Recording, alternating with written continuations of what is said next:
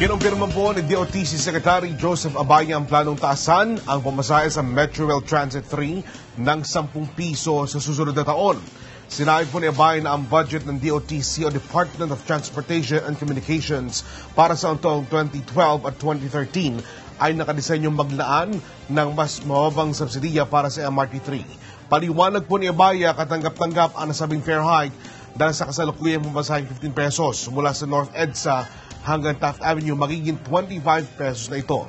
Hindi hamak na mas mababa kumpara sa 45 pesos na pamasahe sa bus para sa parehong layo.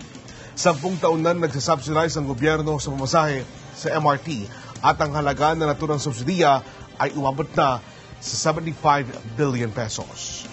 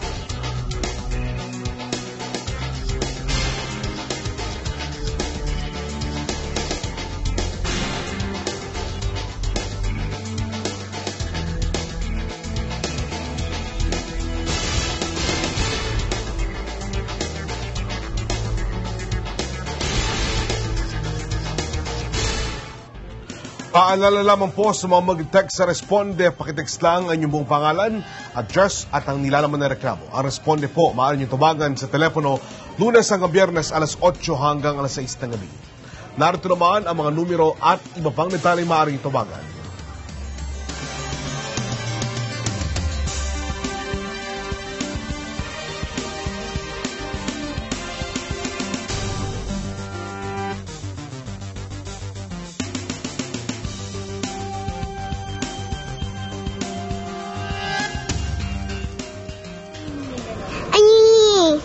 Happy birthday, Dad! I love you!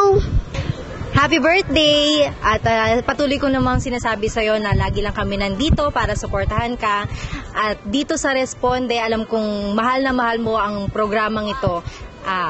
Payo ko lang sa'yo, lagi kang magbigay pa ng inspirasyon sa mga tao at maging katuwang ka sa pagbibigay ng serbisyo publiko. Happy birthday! Onin, ang saya-saya dahil magkasama tayo sa Responde. Marami tayong natutulungan at marami pa rin ang humihingi ng tulong. Sana sa mga susunod na pagkakataon, marami pa tayong matulungan. At dahil sa pagsapit ng iyong kaarawan, naku, ang saya-saya namin. Para sa'yo, Happy Birthday, Onin! Kung merong isang muka na pwede mong sabihing muka ng Net25, ito'y walang iba kundi si Onin Miranda. I'm so proud of you. Si Onin Miranda po hindi lamang po kasama sa hanap buhay, kundi isa ko pong inaanak. I've seen him grow as a journalist at kumbaga ay malayo na ang kanyang narating sa industriyang ito. At yun ay ibinahagi niya sa mga manonood ng Net25. Happy birthday, Onin! I love you!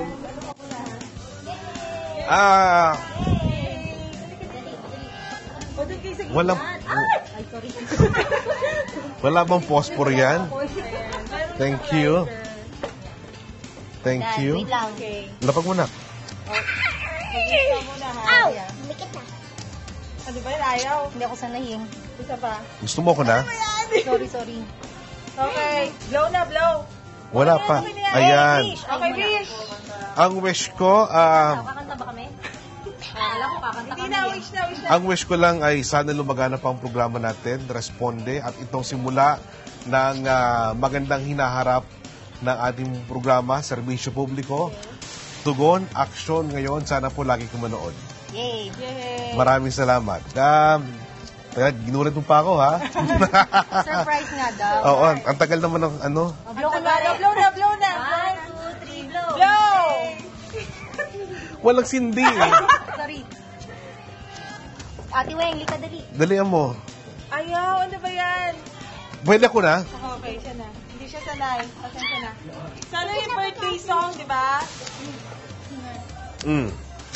Ayaw magsindi. Sige, blow na lang. Okay, happy birthday din po kay Babylin Cortez. Babylin, uy, birthday mo pala. Kaya sabi ko sa kanya, ang may birthday na October ay talaga mababait ang mga tao. Happy viewing din kina Ann Cristina Aquino at Toy Aquino. Maraming salamat po sa Aling Nenes sa masarap na barbecue pancit. Alam mo, sa kamag-anak ko yan, Aling Nene. Ano dati yan, Magsiding at Aling Nene. Ayan, kina Ate Apple, kay Tito June ng Aling Nene, maraming salamat. Copyright rin. Copyright, maraming salamat. Maraming salamat po sa mag-asawang Ignacio Igde Manaog at Amy Manaog ng ICSM Printers.